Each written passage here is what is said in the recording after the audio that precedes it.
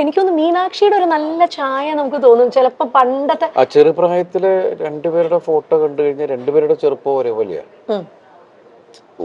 നമുക്ക് തന്നെ പിന്നീട് കൺഫ്യൂഷൻ ആയിട്ടുണ്ട് എന്നുവെച്ചാൽ ഇതില് അങ്ങനെ വന്നൊരു ഒരു ടൈം ഉണ്ടായിരുന്നു. ഇപ്പൊ കുറച്ച് വ്യത്യാസമായി. ആൾക്കാർ വളരുമ്പോ അതിൻ്റെതായ കുറച്ച് നല്ല കുറുമ്പുണ്ടെന്ന് ദിലീപേട്ടൻ പറഞ്ഞിട്ടുണ്ടായിരുന്നു. ഇപ്പോഴും ഉണ്ടോ ദിലീപേട്ട? നല്ല കുറുമ്പാണ്. നല്ല കുറുമ്പ്. ഇപ്പൊ കറക്ഷനൊക്കെ ഉണ്ട്. സ്കൂളിൽ പോയിട്ട് വരുന്ന സമയത്തുള്ള കറക്ഷനൊക്കെ ഉണ്ട്.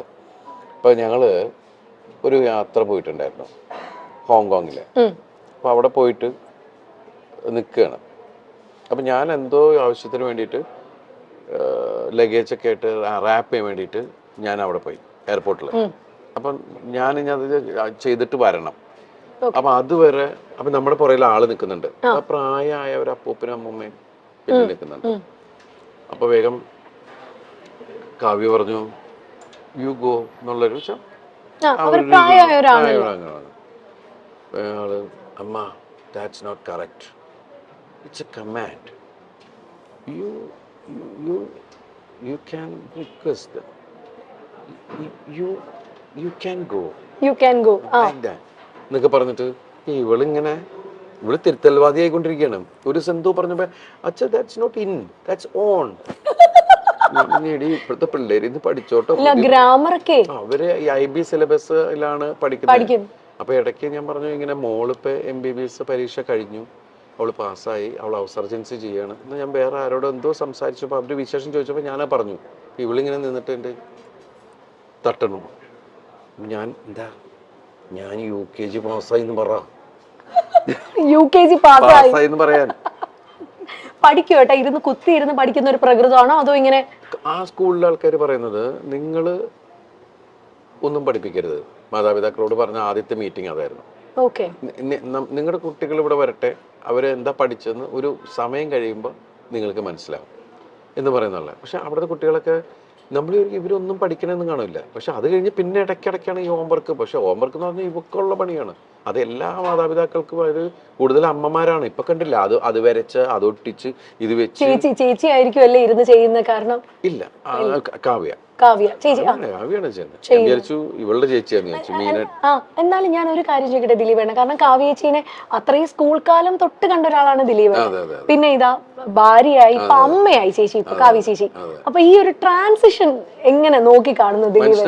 വളർന്നോണ്ടിരിക്കുമല്ലോ, അപ്പൊ നമുക്കൊന്നും ചെയ്യാൻ പറ്റില്ല. എന്നാൽ ഈ അമ്മയായപ്പോ ഭയങ്കര റെസ്പോൺസിബിൾ, ഒരല്പം വഴക്കൊക്കെ പറയുന്ന ഒരു അമ്മയായോ ചേച്ചി, അതോ സോഫ്റ്റ് ആയിട്ടുള്ള അമ്മയാണോ? സോഫ്റ്റ് ഒന്നുമല്ല, പെട്ടെന്ന് അത് പണ്ട് തുടങ്ങി നമുക്ക് പെട്ടെന്ന് ദേഷ്യം വരുന്ന ഒരാളാണ്, ഷോർട്ട് ടെമ്പേർഡാണ്. അപ്പം അത് ഞാൻ പറയാം, കൊച്ചുങ്ങളെ അങ്ങനെ വഴക്ക് പറ അങ്ങനെയും ചെയ്യരുത്. അങ്ങനെ പറഞ്ഞ് മനസ്സിലാക്കിയാൽ മതി. പിള്ളേർക്കൊക്കെ നമ്മൾ ഏത് കുട്ടികളാണെങ്കിലും പറഞ്ഞ് മനസ്സിലാക്കി കഴിഞ്ഞാൽ അതിൻ്റെ ഒരു രീതിയിൽ അവർക്ക് മനസ്സിലാവും. അല്ല തല്ലപ്പെടുത്ത അങ്ങനത്തെ പരിപാടി മീനുട്ടിനെ ഇന്നവരെ തല്ലിയിട്ടില്ല. ഇപ്പം മീനുട്ടി പഠിച്ച് ഡോക്ടർ എന്ന് പറയുന്ന സ്ഥലത്ത് വരെ എത്തി. പക്ഷെ നമുക്ക് ദൈവം അനുഗ്രഹിച്ച് ഇന്നവരെ തല്ലേണ്ടി വന്നിട്ടില്ല. അവളെ വളരെ ഇതായിട്ട് വിളിച്ചു കഴിഞ്ഞാൽ അപ്പം തന്നെ അവൾക്ക് മനസ്സിലാവും, ടോൺ മാറിയാൽ മനസ്സിലാവും. അപ്പം അതുമല്ല, നമ്മൾ പല കുട്ടികൾ കുസൃതികൾ തന്നെയാണ്. ഇവക്കൊരടി കൊടുത്തിട്ടുണ്ട് ഞാൻ. കാരണം വെച്ചിട്ടുണ്ടെങ്കിൽ എന്തോ എടുത്തു വാരും, പക്ഷെ പിന്നീട് എടുത്തിട്ടില്ല.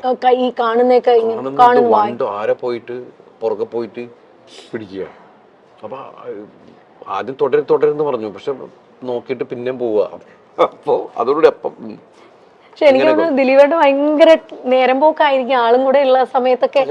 ഞാന് ശരിക്കും മീനാക്ഷി ഉള്ള സമയത്ത് ശരിക്കും പറഞ്ഞാല് എനിക്കത് മിസ് ചെയ്തിരുന്നു. ഞാൻ ആ സമയത്ത് എൻ്റെ സിനിമകൾക്ക് ഭയങ്കര ഹിറ്റുകളും ഞാൻ ഓരോ സിനിമയുടെ പുറകെ ഇങ്ങനെ കണ്ടിന്യൂസ് സിനിമയുടെ പുറകെ പോകല. അപ്പം ആ സമയത്ത് ശരിക്കും പറഞ്ഞാൽ ആ പ്രായം എനിക്ക് ആസ്വദിക്കാൻ പറ്റിയിട്ടില്ല. ആ 2-3 വയസ്സ് എന്ന് പറയുന്നത് ശരിക്കും മിസ്സിങ് തന്നെയാണ്.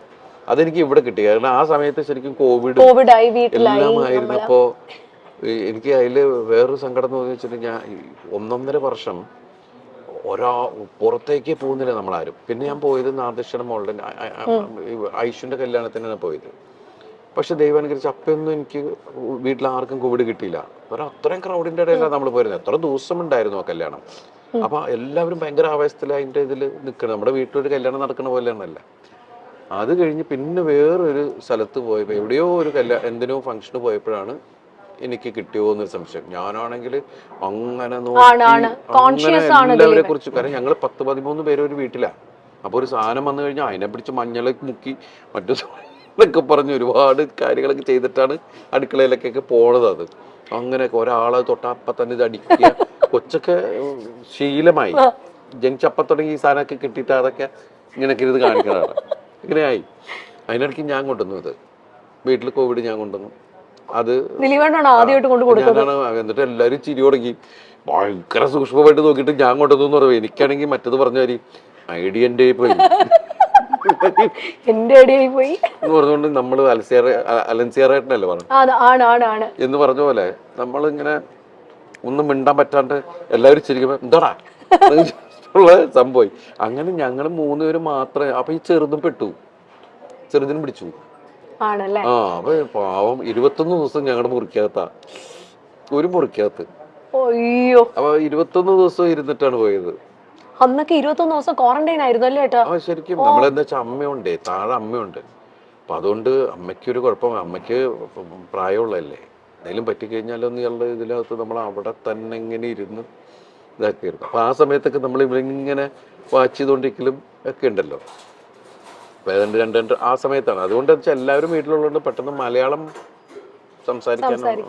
തങ്കമണിയുടെ റിലീസിനെ പറ്റിയൊക്കെ മഹാലക്ഷ്മി മീനാക്ഷി ഒക്കെ എന്നാ പറയുന്നു കേട്ടോ അവര്? അല്ല, എല്ലാവരും ഇപ്പൊ സോഷ്യൽ മീഡിയയിൽ ഇത് വരുന്ന മീനാക്ഷി ശരിക്കും നല്ല ആസ്വാദകയാണ്. ഇപ്പൊ എല്ലാ സിനിമകളും കാണും.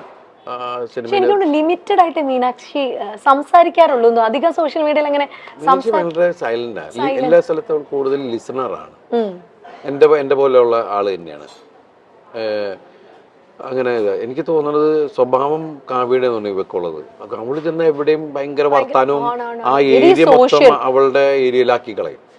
എല്ലാ തമാശയൊക്കെ പറഞ്ഞ എല്ലാവരും അവളായിട്ട് ഒരു കംഫർട്ട് സോൺ ഉണ്ടാക്കി കളയും. അത് തന്നെയാണ് ഇവളുടെ സംഭവം. നമ്മൾ രണ്ടുപേരും വളരെ സൈലന്റ് ആൾക്കാരാ ശരിക്കും പറഞ്ഞു. അല്ല, എന്തായാലും അതുകൊണ്ട് ഭയങ്കരമായിട്ട് ബാലൻസ് ആയി. ഇപ്പൊ ദിലീപേട്ടന് വേണ്ടി ഇതേ വെജ് ആണ് കേട്ടോ കൊണ്ടുവന്നേക്കുന്നേ. കഴിക്കട്ടെ. അതിന്റെ ഇടയിൽ ഞാൻ ആണ്. അല്ല, ദേപ്പുട്ടില് ഫുഡിന്റെ കാര്യം പറയണം. ഇവിടെ ഒരു ഭയങ്കര വൈഡ് റേഞ്ച് ഓഫ് മെനു ആണ് ഇവിടെ ദേപ്പുട്ടിലുള്ളത്. കാരണം ഞാനും കെട്ടിയനും കൂടെ വന്നാൽ ദിലീപേട്ട പുള്ളി എപ്പോഴും കഴിക്കുന്ന ഇലയിലൂണാണ്. ഇവിടുത്തെ ഇലയിലൂണ്. ദിലീപേട്ട ഏറ്റവും ഫേവറേറ്റ് ഫുഡ് ഏതാ? പണ്ട് എനിക്ക് അങ്ങനെ ഒന്നിലൂടെ പ്രത്യേകിച്ച് അങ്ങനെ ഒന്നിലൂടെ നല്ല ടേസ്റ്റ് ഉള്ളതെല്ലാം എടുക്കുക എന്നുള്ളത് തന്നെയാണ്. പിന്നെ എനിക്ക് ഇവിടെ ഈ പുട്ടുകട തുടങ്ങിയ സമയത്ത് ഞാൻ ഏറ്റവും കൂടുതൽ ഞാൻ ഇവിടെ വരുമ്പോൾ കഴിച്ചിരുന്നത് പുട്ടും മാമ്പഴമാണ്. പുട്ടും മാമ്പഴവും.